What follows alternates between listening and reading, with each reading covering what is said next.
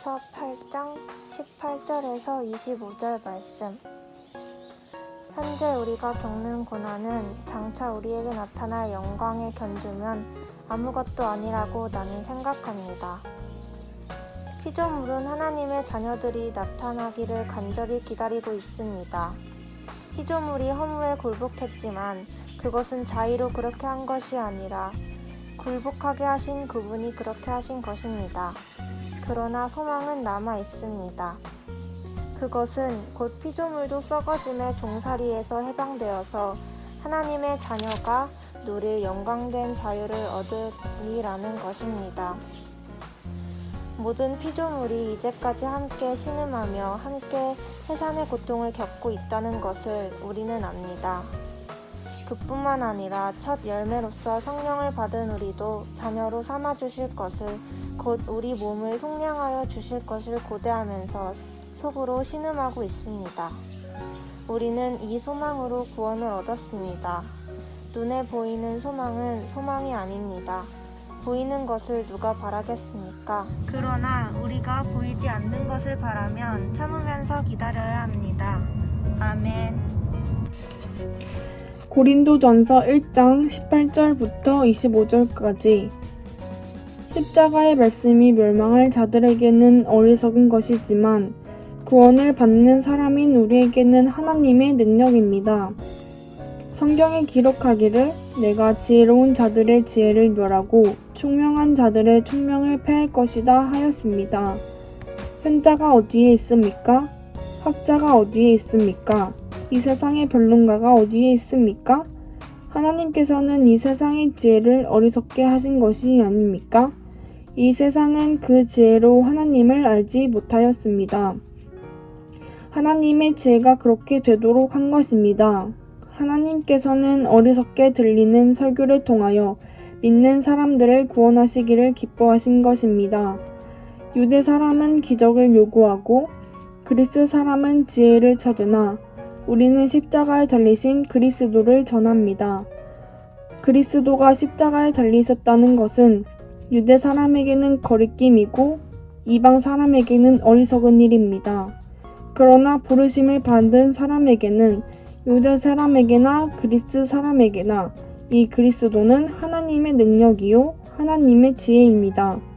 하나님의 어리석음이 사람의 지혜보다 더 지혜롭고 하나님의 약함이 사람의 강함보다 더 강합니다. 아멘. 출애굽기 15장 22절에서 27절까지 말씀. 모세는 이스라엘을 홍해에서 인도하여 내어 수르 광야로 들어갔다. 그들은 사흘 동안 걸어서 광야로 들어갔으나 물을 찾지 못하였다. 마침내 그들이 마라에 이르렀는데 그곳에 물이 있어서 마실 수 없었으므로 그곳의 이름을 마라라고 하였다. 이스라엘 백성은 모세에게 우리가 무엇을 마신단 말입니까? 하고 불평하였다. 모세가 주님께 부르짖으니 주님께서 그에게 나무 한 그루를 보여주셨다. 그가 그 나뭇가지를 꺾어서 물에 던지니 그 물이 단물로 변하였다. 주님께서 그들에게 법도와 율례를 정하여 주시고 그들을 시험하신 곳이 바로 이곳이다. 주님께서 말씀하셨다. 너희가 주 너희 하나님인 나의 말을 잘 듣고 내가 보기에 옳은 일을 하며 나의 명령에 순종하고 나의 규례를 모두 지키면 내가 이집트 사람에게 내린 어떤 질병도 너희에게는 내리지 않을 것이다. 나는 주 곧 너희를 치료하는 하나님이다. 그들이 엘림에 이르렀다. 거기에는 샘이 12곳이나 있고 종려나무가 70그루나 있었다. 그들은 그곳 물가에 진을 쳤다. 안녕하세요. 오늘 읽을 말씀은 요한복음서 2장 13절부터 22절까지 말씀입니다. 유대 사람이 유월절이 가까워져서 예수께서 예루살렘으로 올라가셨다. 그는 성전 뜰에서 소야 양과 비둘기를 파는 사람들과 돈 바꾸어 주는 사람들이 앉아있는 것을 보시고 노끈으로 채찍을 만들어 양과 소와 함께 그들을 모두 성전에서 내쫓으시고 돈 바꾸어 주는 사람들의 돈을 쏟아버리시고 상을 둘러 엎으셨다. 비둘기 파는 사람들에게는 이것을 거저 치워라. 내 아버지의 집을 장사하는 집으로 만들지 말아라 하고 말씀하셨다. 제자들은 주님의 이 집을 생각하는 열정이 나를 삼킬 것이다 하고 기록한 성경 말씀을 기억하였다. 유대 사람들이 예수께 물었다. 당신이 이런 일을 하다니 무슨 표징을 우리에게 보여주겠소? 예수께서 그들에게 말씀하셨다. 이 성전을 허물어라. 그러면 내가 사흘 만에 다시 세우겠다. 그러자 유대 사람들이 말하였다. 이 성전을 짓는 데에 46해나 걸렸는데 이것을 사흘 만에 세우겠다고요? 그러나 예수께서 성전이라고 하신 것은 자기 몸을 두고 하신 말씀이었다. 제자들은 예수께서 죽은 사람들 가운데서 살아나신 뒤에야 그가 말씀하신 것을 기억하고서 성경 말씀과 예수께서 하신 말씀을 믿게 되었다. 아멘. 역대지상 4장 9절부터 11절까지. 야베스는 그의 가족들 중에서 가장 존경을 받았는데 그의 어머니는 고통을 겪으면서 낳은 아들이라고 하여 그의 이름을 야베스라고 불렀다. 야베스가 이스라엘 하나님께 나에게 복에 복을 더해 주시고 내 영토를 넓혀 주시고 주님의 손으로 나를 도우시어 불행을 막아 주시고 고통을 받지 않게 하여 주십시오 하고 간구하였더니 하나님께서 그가 구한 것을 이루어 주셨다. 스와의 형제 글룹이 모히를 낳았는데 그가 에스돈의 아버지이다. 아멘.